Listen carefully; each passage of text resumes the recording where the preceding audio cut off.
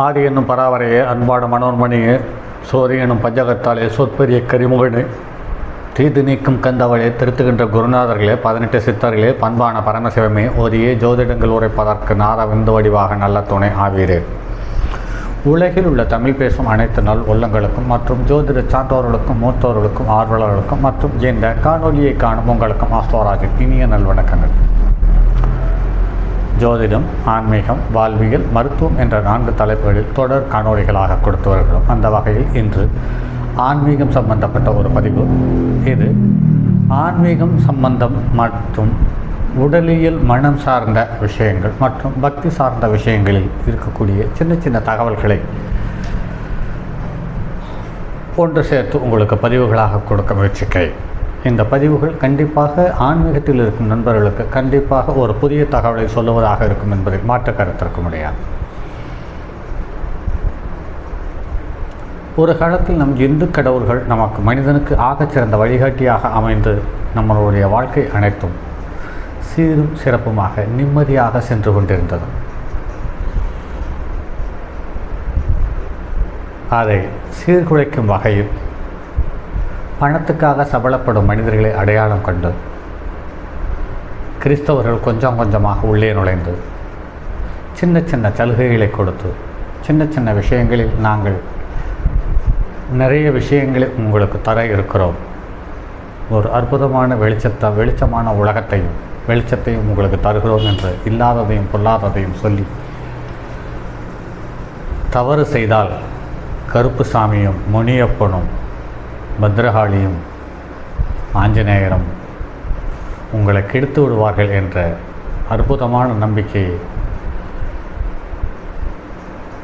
சில 1000 ஆண்டுகளுக்கு முன்பு இருந்தே இந்து மக்களினுடைய மனதில் விதைத்து ஒரு நல் வாழ்க்கை வாழ்வதற்கான உகந்த ஒரு தரமான பாதையை தேர்ந்தெடுத்து வாழ்ந்து கொண்டிருந்த சூழ்நிலையில் 1913 வாக்கில் நான் முதல் இந்த கிறிஸ்துவ பாதையார்கள் அல்லது கிறிஸ்துவ மத போதகர்கள் கொஞ்சம் கொஞ்சமாக இந்தியாவுக்குள் காலடி எடுத்து வைத்து, அதற்கு பிறகு இன்று நம்முடைய ஆட்சியில் இருக்கும் நிர்வாக பொறுப்பில் இருக்கும் நிர்வாகஸ்தர்கள் கொஞ்சம் கொஞ்சம் சபலப்பட்டதனாலோ அல்லது பணத்துக்காக ஆசைப்பட்டதனாலோ என்று நீ எந்த தவறை வேண்டுமானாலும் செய்து கொள், ஆனால் மனம் வந்து கர்த்தரிடம் மன்னிப்பு கோருங்கள், அந்த மன்னிப்பு உங்களுக்கு கிடைக்கும் என்று ஒரு அர்த்தமற்ற வாழ்க்கையை அடையாளம் காட்டக்கூடிய தன்மையில் கிறிஸ்தவமும் இஸ்லாமும் வந்துவிட்டது. கொஞ்சம் கொஞ்சமாக இந்து தெய்வங்களுடைய பக்தியும் இந்து தெய்வங்களின் மேலிருந்த மரியாதையும் பயமும் மக்களுக்கு கொஞ்சம் கொஞ்சமாக தெளிய ஆரம்பித்து விட்டது. அப்படிப்பட்ட இந்த காலத்தில் பல நூல்களிலிருந்து சேகரிக்கப்பட்ட, பல நண்பர்களிடமிருந்து சேகரிக்கப்பட்ட, சில ஆலயங்களிலும் கோவில்களிலுமிருந்து சேகரிக்கப்பட்ட தகவல்கள் ஒவ்வொன்றாய் இந்த காணொலியில் தருகிறோம். இந்த காணொலியில் காணும் தகவல்களை உங்களுடைய நண்பர்களுக்கு பகிருங்கள் அல்லது உங்களுடைய உறவுகளுக்கு பகிருங்கள். அப்படி இல்லாத பட்சத்தில் இந்த காணொலியை பார்ப்பதனால் உங்களுக்கு ஒன்றும் ஆகப்போவதில்லை. ஆகையால் யாம் பெற்ற இன்பம் இந்த வையகம் பெற வேண்டும் என்ற எண்ணத்தோடு இந்த பதிவுகளை பகிருங்கள். இந்த பதிவுகளுக்காக உங்கள் நண்பர்களோ உங்கள் உறவுகளோ காத்திருக்கலாம் அல்லது தேடிக்கொண்டிருக்கலாம் என்பதை கருத்தில் கொள்ளுங்கள் நண்பர்களே. சரி, வாருங்கள் காணொலிக்குள் செல்வோம். முதலில் நெருப்பு ஸ்தலமான திரு அண்ணாமலை என்று சொல்லக்கூடிய திருவண்ணாமலை சார்ந்த தகவலை பார்ப்போம்.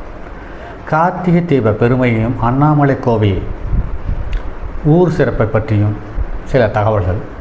உலகத்தில் பல்வேறு ஸ்தலங்களில் மலை மேல் இறைவன் இருப்பார், ஆனால் அந்த மலையே இறைவன் என்பது கைலாயமும் திருவண்ணாமலையும் தான் என்பது சிறப்பான ஒரு தகவல்.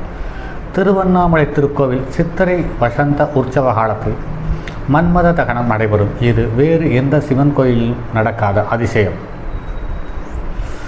முக்தி தலங்கள் 4: பிறந்தால் முக்தி திருவாரூர், இறந்தால் முக்தி காசி, தரிசித்தால் முக்தி சிதம்பரம், நினைத்தாலே முக்தி தரும் திருவண்ணாமலை.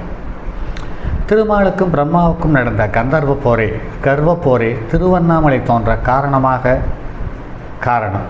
சினந்த சிவன் வெகுண்டு ஜோதியாய் குளிர்ந்தது இம்மலை. இப்போது திருவண்ணாமலை கிரிவலப்பாதையில் மொத்தம் தூரம் 14 கிலோமீட்டர். அந்த காலத்தில் 12 மைல்களாக இருந்திருக்கிறது. 12 மைல்களாக இருந்தது. ஒவ்வொரு மைலையும் கிலோமீட்டராக சேர்த்தும் பொழுது 12 கிலோமீட்டர் 12 மைல்கள் 14 கிலோமீட்டராக மாறியது. திருவண்ணாமலை பற்றிய பழைய நூல்களில் மலை சுற்றுக்கு ஏற்ற மாதங்கள் ஐப்பசி, கார்த்திகை, மார்கழி என்று குறிப்பிடப்பட்டுள்ளது. ஆனால் இப்பொழுது எல்லா மாதங்களுமே கிரிவலம் வருகிறோம். கார்த்திகை மாதம், கார்த்திகை தீப திருநாளில் முக்தி அடைந்தவர்கள் நாயன்மார்களில் தீபம் போட்டு சிறப்படைந்த கணம்புள்ள நாயனார் தீபத்தன்று காலை பரணி தீபம் ஏற்றப்படும். இப்பரணி தீபத்தை ஏற்றி சிவாச்சாரியார் 108 நாட்கள் விரதமிருந்து அணையா தீபம் ஏற்றி வழிபாடு செய்து வருவார். திருவண்ணாமலையை 6 ஆதார ஸ்தலங்களில் மணிபூரக ஸ்தலமாக அடையாளம் காட்டப்பட்டிருக்கிறது. உத்தராயண தட்சிணாயன காலங்களில் சூரியனின் பாதை மாறும். ஆனாலும் கூட எந்த காலத்தில் சூரிய பாதை இந்த மலை உச்சியின் மீது அமைவதில்லை.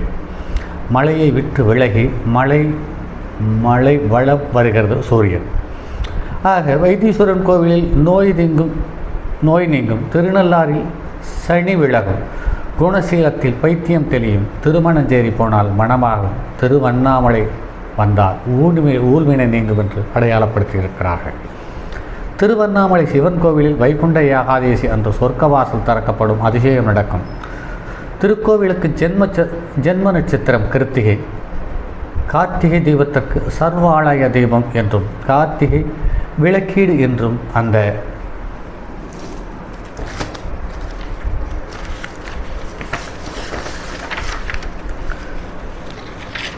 அந்த காலம் தொட்டே உலகின் பழம்பெரும் திருவிழாவாக இது நடத்தப்பட்டு வருகிறது என்பது மேலும் சிறப்பான ஒரு தகவல். மனிதர்கள் மட்டுமல்லாமல் சூட்சுமத்தில் உழவும் மகான்களும் சித்தர்களும் கூட கிரிவலம் வருகின்றனர். இது மிக மிக அதிசயமான ஒரு நிகழ்வாக அடையாளம் காட்டப்படுகிறது. திருவண்ணாமலைக்கு தல விருட்சம் மகிழ மரம் என்றும் சொல்லுகிறார்கள். வடவாள விருட்சம் எனவும் சொல்லுகிறார்கள். ஆண்டுக்கு 300 நாட்கள் திருவிழா காணும் ஒரே திருக்கோவில் திருவண்ணாமலைதான். திருக்கோவில்தான். திருவீதி உலாவும் உண்டு. ஆனால் தானோ என்னவோ எல்லோரும் சாலை நடுவிலே நடந்து செல்கின்றனர். எல்லோரும் அண்ணாமலையாராகி மலையை கருதுகின்றனர். ஆனால் ஆண்டுக்கு 2 முறை மலையாரே மலையை சுற்றுகிறார் என்று ஒரு ஐதீகம் உண்டு. தீபத்துக்கு மறுநாள் மற்றும் தை மாதம் 3ஆம் நாளும் தன்னை அடையாள காட்டக்கூடிய மலையை தானே 2 முறை வலம் வருகிறார் என்பது மேலும் சிறப்பிலும் சிறப்பான தகவல் என்று அறியப்படுகிறது. திருவண்ணாமலை தீபம் ஏற்பட்டவுடன் புயல் சின்னம் வலுவிழந்துவிடும். இது விஞ்ஞானபூர்வமான அனுபவ உண்மையாக அடையாளம் காட்டப்பட்டிருக்கிறது. இப்படி எண்ணற்ற தகவல்களில் சொல்லப்பட்டிருக்கிறது. இப்படிப்பட்ட தகவல்கள் நூல்களிலிருந்து எடுக்கப்பட்ட தகவலாக இருந்தாலுமே கூட நிறைய தகவல்களை நாம் நேரில் சந்தித்திருக்கிறோம். சமீபத்தில் கூட கடந்த வாரத்தில் திருவண்ணாமலை சென்றிருந்தோம். கிட்டத்தட்ட 30 வருடத்திற்கு முன்னால் ஒரு முறை கிரிவலம் போயிருந்தோம். ஒரு முறை இயல்பான நாட்களில் போயிருந்தோம். அன்று இருந்ததற்கும் இன்று இருப்பதற்கும் எண்ணற்ற வித்தியாசங்கள், அதீதமான வளர்ச்சி, அற்புதமான மக்களுக்கு செய்யப்பட்டிருக்கும் நன்மை தீமைகள் சம்பந்தப்பட்ட விஷயங்களில் நன்மையாகவோ அல்லது ஒவ்வொரு மனிதனும் இதமாகவும் இயல்பாகவும் நிதானமாகவும் கடவுளை தரிசிக்கக்கூடிய வண்ணமாக நிர்வாகம் அமைந்திருப்பது மேலும் சிறப்பான விஷயங்கள் என்பதை கருத்தில் கொள்ளலாம். சரி நண்பர்களே, மற்றும் அடுத்தது ஒரு பதிவில் சந்திப்போம். அதுவரை உங்களிடமிருந்து விடைபெறுவது உங்கள் அன்பு நண்பன் எம் ராஜரத்தினம். தங்கமான் மழுவோடேந்தி தன்மதி தலையில் கொண்டோன் மங்கையர் பதிக்கச் சொன்ன மாமொழி ஜோதிடத்தை இங்கு யாம் உரைப்பதற்கோர் இமை என்னும் பிழை வராமல் காக்க செங்கன் மால் மருகன் யானைச்சர் பதம் காப்பதாமே.